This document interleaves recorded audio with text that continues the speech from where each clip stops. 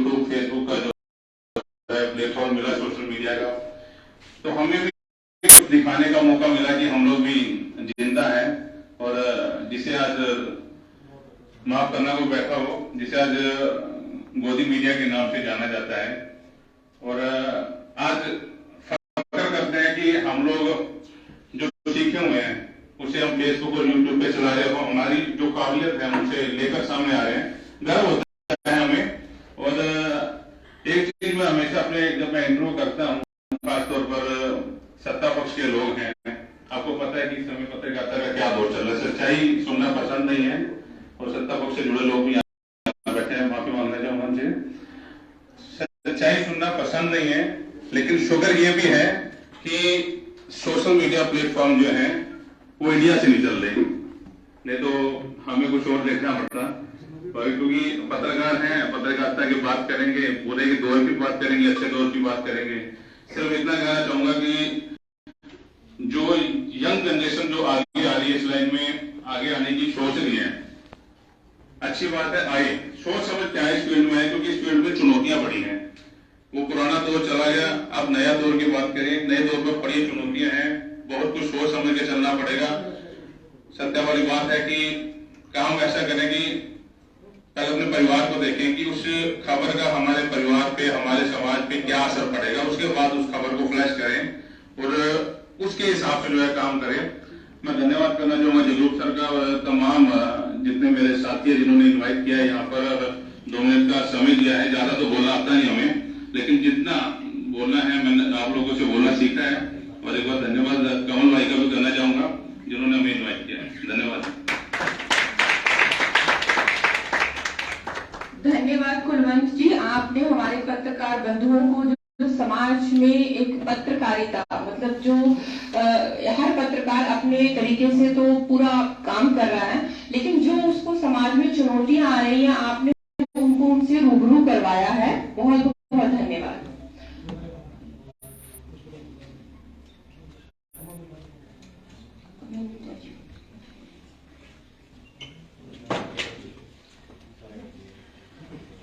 अब मैं बुलाना चाहूंगी कमल मिड्डा जी को, जो हमारे पत्रकार साथियों के साथ अपने विचार साझा करेंगे।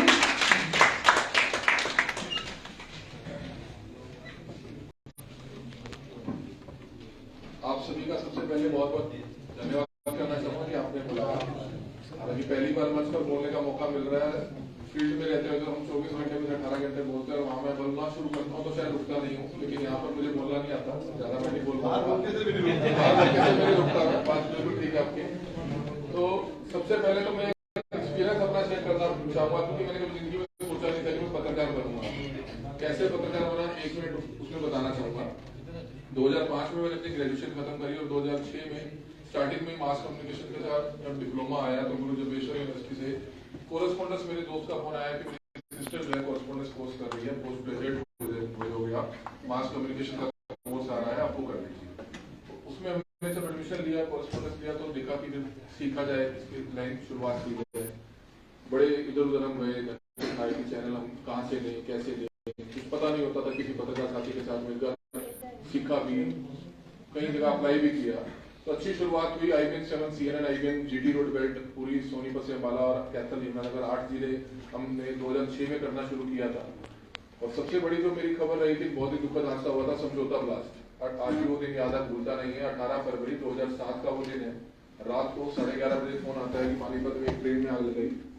हम 2-3 पत्रकार साथी करनाल से वहां पहुंचते हैं और सबसे पहले हॉस्पिटल हम पहुंचते हैं तो हमें देखा जाता है कि हमने वहां 2 डेड बॉडीज अभी तक आई। और वहां से जब हमने DSP साहब को फोन किया कि क्या कोई और कैजुअलिटीज हैं, क्योंकि वो 10 किलोमीटर दूर शिवा गांव पड़ता है, वहां पर वो 2 बोगियों में जो है टेररिस्ट एक्टिविटी थी। और जब वहां पहुंचते हैं तो हम खुद हैरान हो जाते हैं कि 68 डेड बॉडीज हमारे सामने निकालेंगी, 2 बोगियों में थे। तो मतलब वो एक्सपीरियंस भी आज तक भूल नहीं पाया मैं उस दिन को भी। हल्की हल्की बारिश हो रही थी, पूरे देखते देखते दिल्ली के ऑल ओवर इंडिया का मीडिया वहां पहुंच गया था। लालू जी उसमें रेल मंत्री हुआ करते थे और पूरा महीना हमें वहां जाना होता था, क्योंकि कोर्ट वहां पर होती थी। कभी कोई लोग अरेस्ट करके ला रहे हैं, कभी कोई, सारा दिन वहां खड़ा होना पड़ता था। तो शुरुआत ही हमारी ऐसी हुई है कि हम दिन में सोनीपत हुआ करते थे, कवरेज करते थे, पता चलता था, फिर दोपहर को कुरुक्षेत्र भागना पड़ गया, रात को अंबाला भागना पड़ गया, क्योंकि क्योंकि उस समय जो न्यूज चैनल्स होते थे वो लोकल न्यूज उठाते थे, सभी डिस्ट्रिक्ट की न्यूज उठाते थे, चाहे आज तक की बात की जाए, स्टार न्यूज की बात की जाए, एबीपी न्यूज, चलो अब बना स्टार के बाद, एनडीटीवी था। उस समय अच्छा काम होता था, अच्छी खबरें चलाते भी थे और मजा आता था हमें कि काम करते हुए, अच्छी अर्निंग भी होती थी ईमानदारी से। तो धीरे धीरे देखते चले गए कि वो हटता चला गया, वहाँ की लोकल जो न्यूज थी चैनल्स ने बंद कर दी क्योंकि खर्चे बढ़ रहे थे, एक्सपेंसेस बढ़ रहे थे, रिसेशन बहुत जबरदस्त आ गया। तो धीरे धीरे उन्होंने न्यूज स्क्रीनिंग कम कर दी। फिर हमने रीजनल चैनल्स में आना शुरू किया, काफी चैनल्स थे जिसमें काम किया हमने, टोटल टीवी थे, जी पंजाब हरियाणा था, खबरें भी तक था, डे नाइट था। एक समय में मुझे याद है 5-5 6 चैनल्स हम करते थे ऐसे स्ट्रीमरशिप में। तो उसके बाद मुझे ये कहते हुए गर्व होता है कि सोशल मीडिया की शुरुआत, जहां तक मुझे ध्यान है, हरियाणा में सबसे पहले हमने करनाल से शुरुआत की थी, तकरीबन 8 से 8.5 साल पहले। उस समय न्यूज चैनल्स ने भी शुरुआत नहीं किया था, न्यूज चैनल्स भी जो है तकरीबन 5 से 6 साल पहले आए हैं सोशल मीडिया पे। वो दौर मुझे भी याद है कि करनाल सीएम सिटी बन चुका था। उससे पहले क्योंकि हम जहां भी जाते थे सबसे पहले हम पहुंचते थे, स्पोर्ट हम कवर करते थे। और फेसबुक पे जो हमारा प्रोफाइल था, मैं हर वीडियो अपने प्रोफाइल पर अपलोड करनी शुरू कर दी थी मैंने, आज से तकरीबन 8.5 साल पहले। और प्रोफाइल से ही वो वीडियो शेयर होने लग गई 50-100। फिर किसी ने कहा कि पेज बनाया जाए, तो तब हमने पेज बनाया। तो 1-2 साल बाद चलता रहा, 2.5 साल चलता रहा। हमारे काफी साथी बैठे हैं, वो भी फिर पूछने लगे कि कैसे बनाए। पानीपत से भी साथियों का फोन आया, बाला से भी आया। सबसे बड़ी बात यह है कि पत्रकार के पास जो ज्ञान होता है ना, उसको बांटना चाहिए। कुछ लोग होते हैं कि मैं ही आगे बढ़ूं, वो सामने वाला कुछ ना सीख पाए। मेरे को ऑल ओवर इंडिया से फिर फोन आने लगे पत्रकारों को, क्योंकि हमारी खबर वायरल होती थी तो वो पूरे ऑल ओवर इंडिया में घूमती थी। तो स्पोर्ट पे जाके जो चीज दिखाते थे वो हर आदमी देखना पसंद करता था।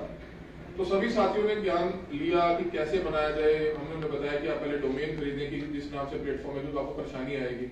अगर आप पानीपत के नाम से बना रहे हैं तो पहले उसका डोमेन आप रजिस्टर्ड करें, उसी नाम से आप फेसबुक बनाए, उसी नाम से यूट्यूब बनाए। तो ज्ञान हमने हर किसी को बांटा, हर भाई आगे करता चला गया। अच्छी बात हुई कि सोशल मीडिया का दौर आया और काफी अच्छा, आज 8 साल हो गए हमें काम करते हुए। तकरीबन 65 लाख फॉलोअर्स हमारे साथ जुड़े हुए हैं। अच्छी खुशी की खबर है कि सभी साथी तरक्की कर रहे हैं, सभी का एक अपना इंडिविजुअल प्लेटफॉर्म बना है, क्योंकि इसमें हम अपनी मर्जी से जो आवाज हम उठा सकते हैं शहर के लिए। क्योंकि एक जुनून होना चाहिए कि शहर के लिए हम काम कर रहे हैं, शहर के लोगों के लिए कर रहे हैं। चैनल्स में हम कुछ भी कवर करके भेजें वो नहीं चलेगा। कोई भी अगर समस्या है तो वो हम अपने प्लेटफॉर्म पे हम आधी रात को उठानी है, सुबह उठानी है। अब ऐसा होता है कि हम कहीं भी ऐसे गए हैं कि ऐसा कोई स्पोर्ट है जिसको तुरंत ठीक करना जरूरी है, नहीं तो वहां कोई बड़ा हादसा हो जाएगा। और ऐसा होता है कि वहां हम जब जाकर लाइव कवर करते हैं तो लाइव चलते चलते के दौरान ही टीम वहां पर पहुंच जाती है, प्रशासनिक अधिकारी वहां पर पहुंच जाते हैं। तो इस चीज की खुशी होती है कि पहले तो हम चैनल्स में कवर करते थे, भेजते थे, वो चले ना चले, वहां इतने में 2-3 एक्सीडेंट हो जाते थे और आदमी मर जाते थे। इसका फायदा ये है कि सोशल मीडिया आज के समय में बहुत अच्छी पावर है, लेकिन इसका सही इस्तेमाल जो चल रहा है वो चलता रहे। लेकिन कहीं ना कहीं जो गलत इस्तेमाल इसका हो रहा है, कुछ हमारे ऐसे साथी हैं जो अनएजुकेटेड है। कोरोना काल में हमने देखा कि कोई लोग अगर सैलून का काम करते थे, उनका सैलून बंद हुआ तो वो लोग भी वहां पर आ गए। प्रेस वाला भाई था, इलेक्ट्रिशियन था, उन्होंने भी माइक उठाया, मोबाइल उठाया, वो लोग भी आ गए। आए, हर एक आदमी आए, अच्छी बात है अगर अच्छी चीज चला रहे हैं। लेकिन जो अनएजुकेटेड है, जिनको एक्सपीरियंस नहीं है, जिन्होंने क्या चलाना है क्या नहीं चलाना, क्योंकि आजकल अर्निंग अच्छी हो जाती है फेसबुक और यूट्यूब के माध्यम से, इसलिए सोशल मीडिया जो है एक किस्म का न्यूज प्लेटफॉर्म तो कम रह गया, सिर्फ एक डॉलर कमाने का जरिया ज्यादा रह गया। सिर्फ पैसा कमाया जाए, हमारी न्यूज, हम कोई झगड़ा दिखाएंगे, हम कुछ वो दिखाएंगे तो वो चीज वायरल ज्यादा होगी और उससे हमारे को 100, 200, 300 डॉलर आ जाएंगे। तो इसलिए जो कुछ पत्रकार 30 से 40% है सोशल मीडिया न्यूज में, वो सिर्फ विवादित खबरों पर ही फोकस रखते हैं। वो नहीं होना चाहिए। हमारे बीच में भी कई ऐसी शहर में, जिले में, हरियाणा में जो काली भेड़ें होती हैं, जो ऐसे गलत काम भी करती है, ब्लैकमेलिंग का काम भी करती हैं, उनको हमें सबसे पहले, हमारे जो सभी संगठन बने हुए हैं, जैसे हम इस संगठन की बात करें तो हर किसी को उनको चिन्हित करना चाहिए और उनका विरोध करना चाहिए। जब तक हम अगर उनका विरोध नहीं करेंगे तो सोशल मीडिया से भी लोगों का विश्वास उठता चला जाएगा, जैसा कि इलेक्ट्रॉनिक मीडिया से उठ चुका है कि सरकार की एक तरफा चलती है या जेन्युइन खबरें नहीं चल पाती है, तो लोग उसको देखना छोड़ चुके हैं। ऐसा ही होगा कि सोशल मीडिया न्यूज से भी लोगों का विश्वास हट जाएगा। सबसे बड़ी बात है कि हमारे जितने भी संगठन है, पत्रकार साथी हैं, सीनियर पत्रकार साथी यहाँ पर बैठे हैं और सरकार के बीच में भी हमारे जो हम सब बैठे, सरकार से जुड़े हुए हैं, पत्रकार भी रह चुके हैं, टीचर भी हैं, तो उस चीज का, गलत चीज का विरोध जरूर करना चाहिए। अगर गलत चीज का विरोध नहीं करेंगे तो ये फिर सोशल मीडिया न्यूज पे भी जितने लोगों का विश्वास है, आम पब्लिक की आवाज है, वो भी धीरे धीरे लोग उससे विश्वास उठा दें। तो सबसे बड़ी बात है कि अगर हमसे, क्योंकि हमें अफसोस होता है कि हमने जब इस लाइन में आए, आज हमारे साथ 10 लोग काम कर रहे हैं, हमारी इतनी हैसियत नहीं होती कि पत्रकार के शहर से अगर हमने प्लेटफॉर्म शुरू किया और हमने ऑल ओवर इंडिया पहुंचाया, और हमें खुशी होती है कि ऑल ओवर वर्ल्ड में हमारे फॉलोवर्स और सब्सक्राइबर्स हैं, जब वो फोन करते हैं कि हमने आपकी खबर वहां पर देखी, अमेरिका में देखी, इंग्लैंड में देखी, तो हमें भी खुशी होती है कि भाई देखिए। लेकिन हमारे सामने अगर कोई जहाज, जिसको हमने भी सभी ने मिलकर प्लेटफॉर्म दिया है, अगर वो जहाज डूबेगा तो हमें बड़ा अफसोस होता है। हम कई बार मैं लगता है कि कहीं चीज कुछ डालनी चाहिए तो फेसबुक पर हम डाल भी देते हैं कि इन चीजों से बचना चाहिए, लेकिन वही हमारे साथी सोचते हैं कि ये खुद तरक्की कर गया, दूसरों को नहीं चढ़ना देना चाहता है। ऐसा कभी नहीं होता। गलत को गलत कहना चाहिए, तभी हम इस लाइन को बचा पाएंगे, चाहे वो प्रिंट मीडिया के पत्रकार साथी हो, चाहे वो इलेक्ट्रॉनिक मीडिया के हो या सोशल मीडिया न्यूज के हो। सोशल मीडिया न्यूज तो अपने आप में बहुत पावरफुल है, उसका अगर सही इस्तेमाल किया जाए, पैसा तो आप कमा ही सकते हो, लेकिन कम से कम जो इज्जत है अपने शहर के लिए जो आप काम करना चाहते हैं, पत्रकार नहीं आप समाज सेवी के तौर पर करना चाहते हैं, वो भी आप कर सकते हैं और अच्छी अर्निंग भी होती है। मैं ज्यादा कुछ नहीं कहता। मैं अपनी अगर बात करूं तो पहले हम चैनल्स में 5-5, 6-6 चैनल्स में काम किया करते थे। अर्निंग हमारी होती थी सिर्फ 30 से 40 हजार रुपए। 30 से 40 हजार रुपए में हमारा खर्चा भी होता था। हमने अपनी गाड़ी से सोनीपत भी भागना है, हमने अपनी गाड़ी से अम्बाला भी भागना है, लेकिन आज मुझे कहते हुए गर्व होता है कि आज हमने अपना प्लेटफॉर्म स्टैंड किया है। 5-6 लाख रुपए हम अर्न कर लेते हैं, ईमानदारी से 5 से 6 लाख रुपए कमा लेते हैं। तो अच्छा प्लेटफॉर्म अगर आप मेहनत करोगे, 24 घंटे में मुझे याद है कि सुबह 6 बजे से खबर आए, चाहे रात के 1 बजे आए, फील्ड में होते हैं। अगर आप मेहनत करोगे तो आप 5 लाख, हम करनाल जैसे छोटे शहर में भी रहकर 5 लाख रुपए कमा सकते हैं। तो हम कमा रहे हैं और हमारे साथ 10 एम्प्लॉइज भी जुड़े हुए हैं, उनकी भी हम अच्छी से सैलरी निकाल रहे हैं। तो अच्छी बात है। आप लोग भी सभी अपने जो साथी हैं उनको कहें प्लेटफॉर्म बनाए, लेकिन एक तरीके से काम अगर आप शुरू से रहते करेंगे। किसी भी भाई को, किसी भी स्टूडेंट को अगर कोई भी जरूरत होती है, अगर उन्होंने कोई सलाह लेनी है मानसिक किसी भी समय, तो करनाल व्यक्ति उसके बारे नंबर पर पूछ सकता है, ताकि उनको हम गाइड करें कि कैसे प्लेटफॉर्म को स्टैंड करना है। अगर आज ही मेहनत से अगर आप काम करें तो अपना प्लेटफॉर्म 6 महीने में स्टैंड कर सकते हैं और उससे अच्छी अर्निंग कर सकते हैं। लेकिन जरूरत होती है एक अच्छी तरीके से सलाह की, एक उसको काउंसलिंग की, किस तरह से आपने किस तरह से काम करना है। नहीं तो लोग गलत तरीके से जाते हैं तो वो उसका अंजाम भी गलत ही होता है। तो आप सभी ने बुलाया यहाँ पर, आपका बहुत बहुत शुक्रिया। धन्यवाद कमल मिर्जा जी।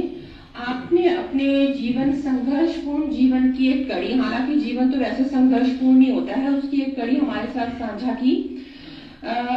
वाकई ही जब बुरे लोग भलाई का मुखौटा पहनकर भलाई करने तो निकलते हैं, तो सिर्फ एक पत्रकार की जिम्मेदारी होती है कि वो उनका जो मुखौटा है उसको उतार सके।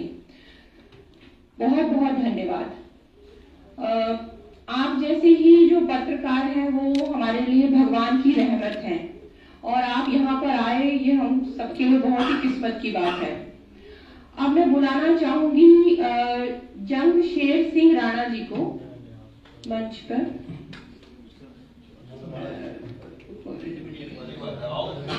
हाँ जी सर,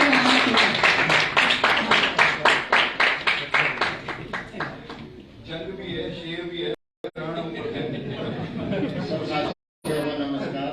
मिर्जा जी ने बताई दिया, हम ऐसे ही बोल सकते हैं, यहाँ पे तो बोलना ही मुश्किल रहता है। सरकार बैठी है, कुछ बोल लेंगे तो इनको बहुत अच्छा होएगा।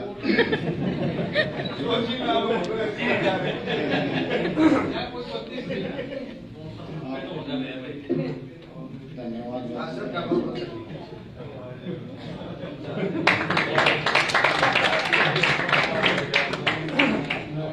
टोलो की टैबलेट लेके आए, टैबलेट साथ में मुहैया कराई जाएगी। नहीं, सरकार का तरफ तुरंत वही है। सरकार को दर्द है तो इसका अर्थ है कि आप काम कर रहे हो। ठीक है ना? ये भी लगा। यही बात है। अब मैं बुलाना चाहूंगी कमल वधावन जी को, जो कि हमारे जो है देंगे प्रेजेंटेशन के माध्यम से। हमें जो है एक समाज के प्रति क्या दायित्व है उसके बारे में हम आपसे साझा करेंगे।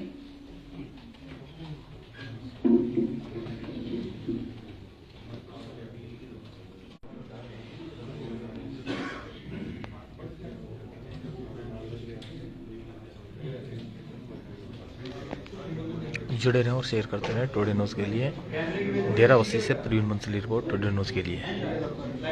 टुडे न्यूज़ के लिए डेराबस्सी से प्रवीण मंसली रिपोर्ट। और विद्या ज्योति यूनिवर्सिटी के द्वारा आज एक पत्रकार वर्कशॉप यहाँ पर, मीडिया वर्कशॉप यहाँ पर रखी गई है डेराबस्सी में। दप्पर टोल प्लाजा के पास है यूनिवर्सिटी विद्या ज्योति, और वहाँ पर काफ़ी दूर दूर से पत्रकार साथी पहुँचे हैं और एक मीडिया वर्कशॉप यहाँ पर रखी गई है। एक मंच पर आए और कहीं ना कहीं जो उनके सामने दिक्कतें आ रही हैं वो दिक्कतें दूर की जा सके और आपस में सलाह की जाए। आयोजन का जो हमने यहाँ किया उसके लिए बहुत बहुत धन्यवाद जो है वो चंडीगढ़ विद्या ज्योति चंडीगढ़ यूनिवर्सिटी का है कि उन्होंने हमें यहाँ सबको एक स्थान उपलब्ध कराया और तमाम जो चीजें थी वो रखी यहाँ पे। और उसके साथ साथ बहुत से बुद्धिजीवी यहाँ हमारे बीच में हैं, बहुत से सीनियर साथी जिनसे हमने सीखा। धर्मपाल ठक्कर जी गुरुकुल में यहाँ आशीर्वाद दे रहे यहाँ पहुंचे हैं। हमारे बड़े सीनियर वीरेंद्र चौहान जी वो यहाँ पहुंचे हैं। मेरे सहयोगी दीप कमल साहब उन्होंने अपना समय निकाला। सत्यदेव शर्मा, कमल मिर्जा, कलवंत, तमाम मेरे बड़े साथी हैं, कुलदीप शरान जी और सर मित्तल जी। बड़ा इकट्ठा काम तमाम लोगों ने किया हम लोगों ने। लेकिन एक पीड़ा हमेशा रही कि पत्रकारिता को आज करते 24 साल हो गए। पीड़ा हमेशा ये रही कि पत्रकार हूं, मैं पत्रकार हूं, थानेदार की रूपरेखा में मैंने बहुत से लोग देखे, लेकिन वो कहीं ना कहीं एक पीड़ा होती थी कि वो चीज नहीं है, सही नहीं है। उसके बाद मीडिया में बदलाव भी हुआ ना। पहले प्रिंट का एक दौर था, बहुत अच्छा दौर चला। उसके बाद इलेक्ट्रॉनिक मीडिया आया, तमाम दीप कमल जी, हम लोग, धनकर जी हमारे सिखाने वाले, तो वो चीजें हमने वहां इलेक्ट्रॉनिक में देखी। फिर परिवर्तन आया, डिजिटल का जमाना आ गया। कमल मिर्जा हीरो है डिजिटल पे।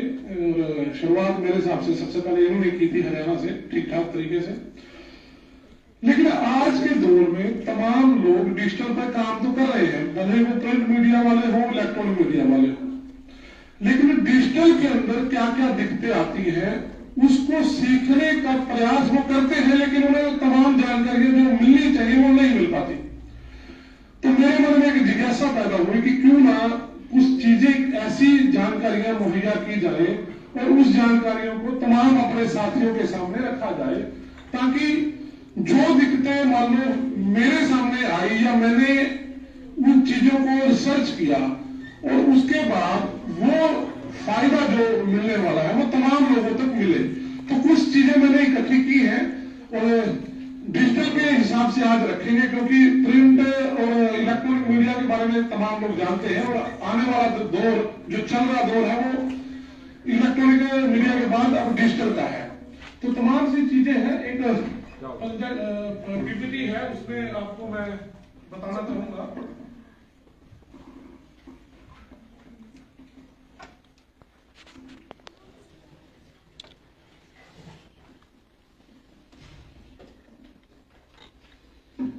ये हमारा एजेंडा है। एजेंडा क्या है कि आखिर सोशल मीडिया पर किस प्रकार का कंटेंट डालना चाहिए, और अगर कोई वोलेशन आता है तो वो वोलेशन को सोल्व कैसे कर सकते हैं, उसकी अपील हम कैसे कर सकते हैं। फेसबुक और यूट्यूब की आज हम यहाँ बात करने वाले हैं।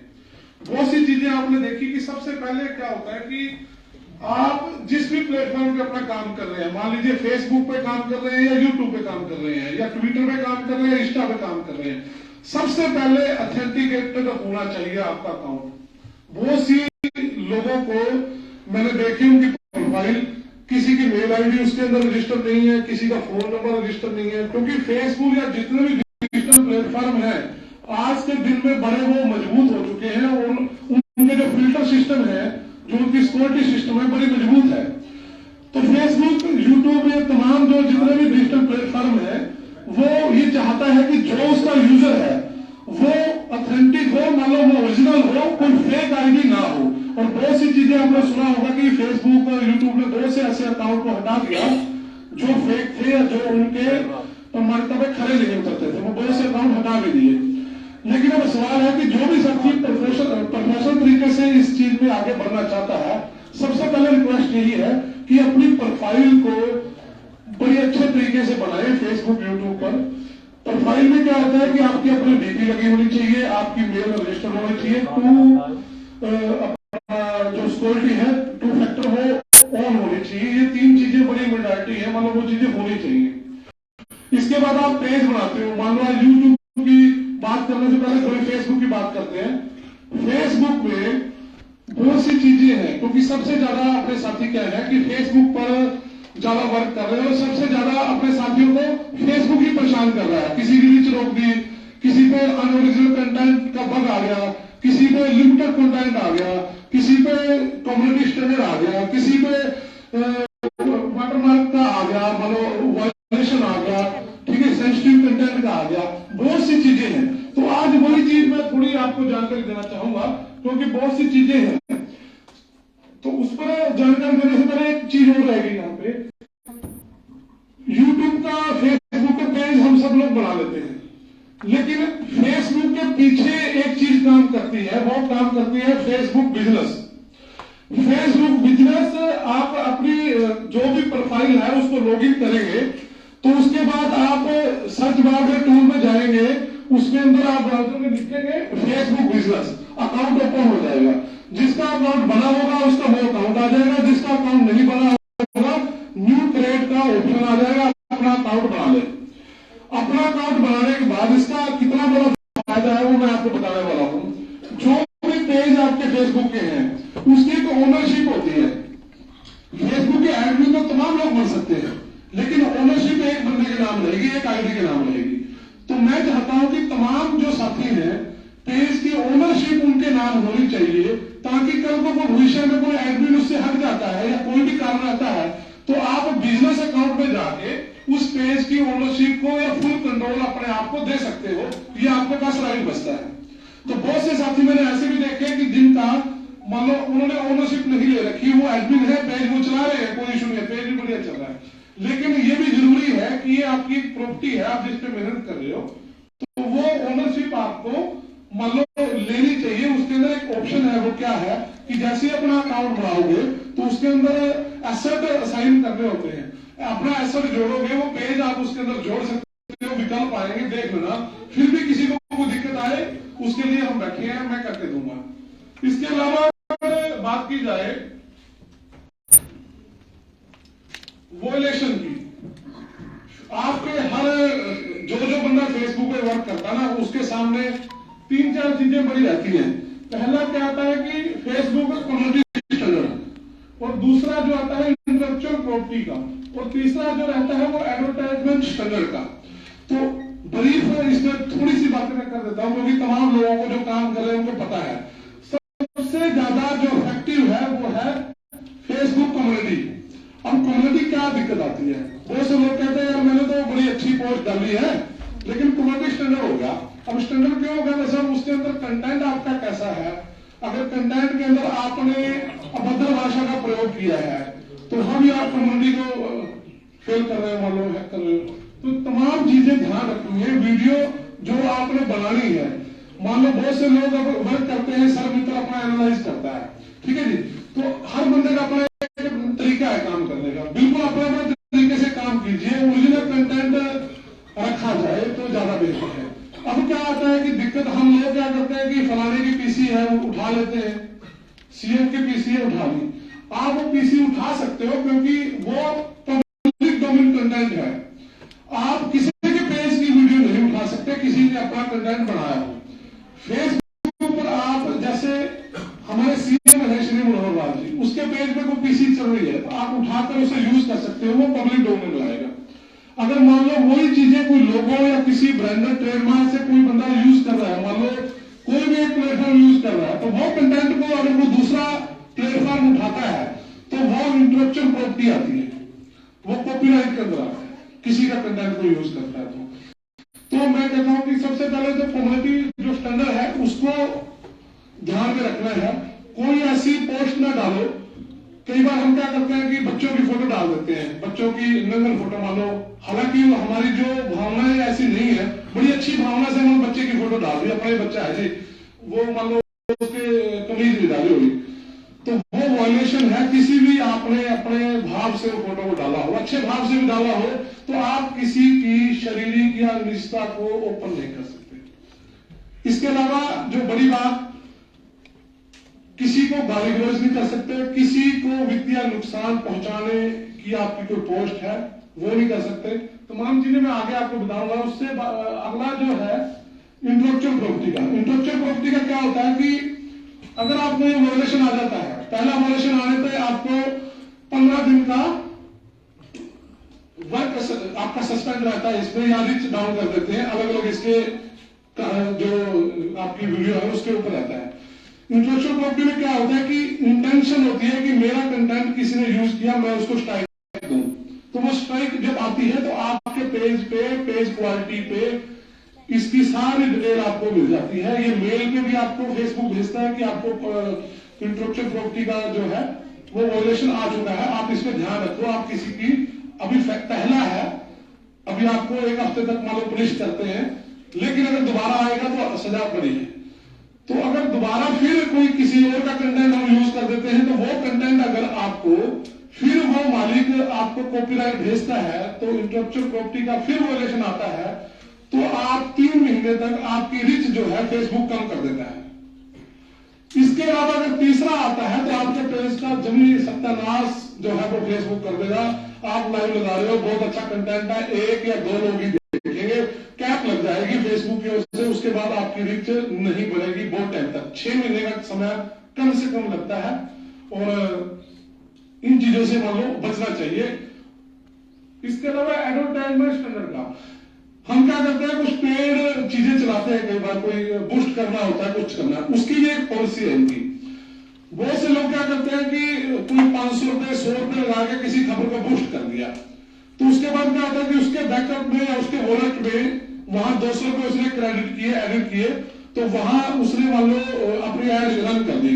कई बार क्या करता है कि रन को ऑटोमेटिक रखते हैं तो वह 200 रुपए खत्म हो जाते हैं, तो उसका समय पड़ा होता है, मतलब 5 दिन की एड लगाई तो वो 200 रुपए स्पेंड हो गए उसके, लेकिन अगला नहीं पड़ा, वो माइनस में चला जाता है।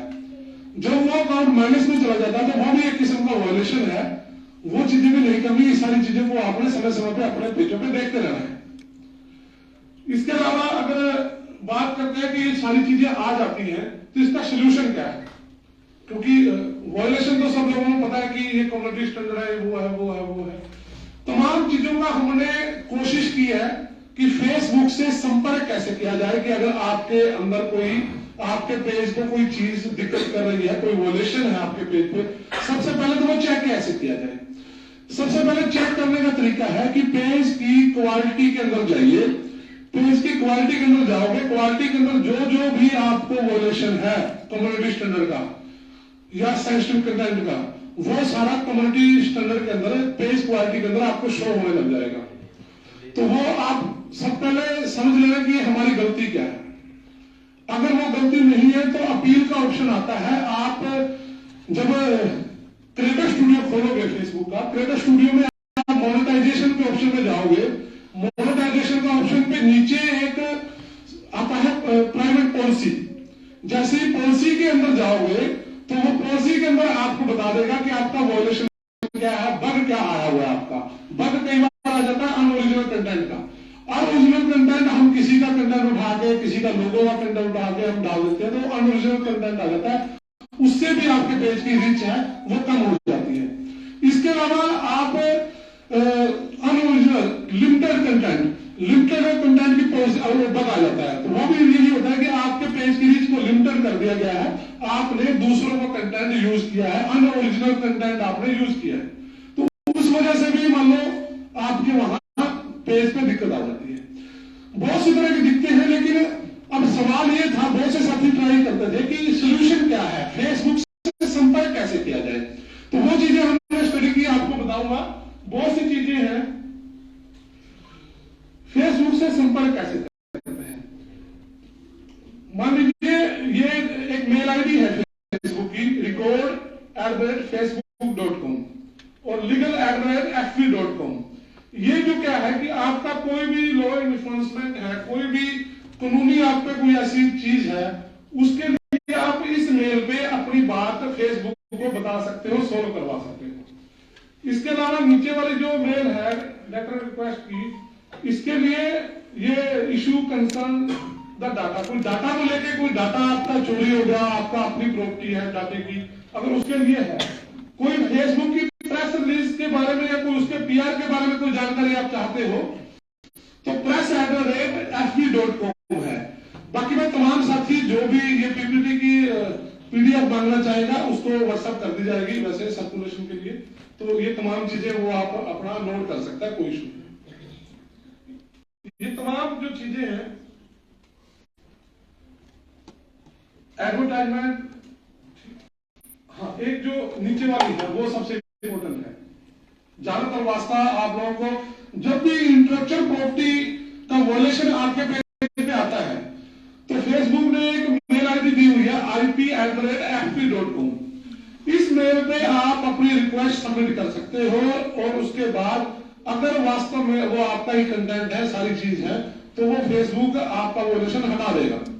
लेकिन फेसबुक ये कहता है कि अगर आप दूसरे का कंटेंट यूज कर रहे हो तो उसने आपको स्ट्राइक दे दिया इंटेलेक्चुअल प्रॉपर्टी का, तो उसके रूप में आप या तो खुद उस व्यक्ति से बातचीत करके उसको वापस करवा सकते हो। अगर उसको वापस वो आपसे म्यूचुअल हो जाता है तो ज्यादा बेटर है, हम दखल नहीं देंगे, आप दोनों जो थर्ड पार्टी है आपस में बैठ के अपना समझौता कर लो। अगर वो नहीं करते तो उस रेंज में आप सही हो अपनी जगह, तो फिर आप इस पे अपने तथ्यों के साथ अपने राइट्स के साथ आप मेल करोगे, फेसबुक आपको रिप्लाई देगा, आपका समस्या का हल हो जाएगा। इसके अलावा बहुत सी ये मेल आईडियां हैं, मैं आपको दिखा देता हूं, अलग अलग हैं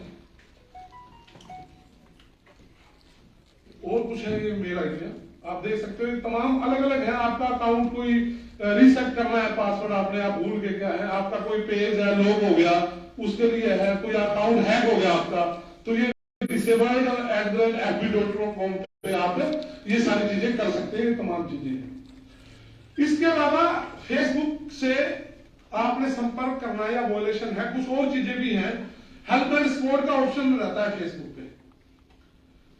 हेल्प एंड सपोर्ट का जो ऑप्शन है हर फोन में भी आपको मिल जाएगा। फोन में आप जैसे ही फेसबुक खोलोगे राइट हैंड पे एक आइकॉन आएगा, आइकॉन पे दबाओगे नीचे हेल्प एंड सपोर्ट का आपको ऑप्शन आ जाएगा, आप देख सकते हो इस प्रकार से। जैसे इसके अंदर आप जाओगे तो हेल्प सेंटर आ जाएगा, सपोर्ट इनबॉक्स आ जाएगा, रिपोर्ट ए प्रॉब्लम आ जाएगा, चेक वाईफाई कनेक्शन आ जाएगा। हेल्प सेंटर में आपको वहां क्वेश्चन लिखे लिखाए मिल जाएंगे, आपने क्या आपको प्रॉब्लम है, आप वहां सर्च करोगे कि मेरे को ये दिक्कत है या इसके बारे में जानकारी चाहिए, तो वो आप टाइप करोगे तो उसका लिखा लिखाया आपको एक मैसेज वहां मिल जाएगा, आपकी समस्या को कैसे हल करना है वो आपको मिल जाएगा। इसके अलावा स्पोर्ट्स इनबॉक्स है, जो स्पोर्ट्स इनबॉक्स है इसमें जो फेसबुक के वॉयलेशन आते हैं इसके अंदर आपको दिखेंगे। मान लो कोई कम्युनिटी का आ गया या कॉपीराइट का आ गया, कुछ भी आ गया, फेसबुक कॉपीराइट जो भी आपके आता है उसकी जो ड्यूरेशन है वो 90 डे की है। 90 डे बाद वो कॉपीराइट अपना हट जाएगा, उस पर कोई दिक्कत नहीं है। इनबॉक्स में आपको जो भी फेसबुक में कोई दिक्कत है, फेसबुक ने आपको क्लेम किया, फेसबुक ने आपको स्ट्राइक किया, आप इससे इनबॉक्स में सीख सकते हैं। इसके अलावा जो रिपोर्ट एंड प्रॉब्लम है ये एक ऑप्शन है, जैसे ही इस पे आप जाओगे तो आपका एक पेज एक फॉर्म ओपन होगा, उसके अंदर कैटेगरीज है, पेज, प्रोफाइल, जिस प्रकार की आपको दिक्कत आ रही है वो आपने फर्स्ट कॉलम में चूज करना है।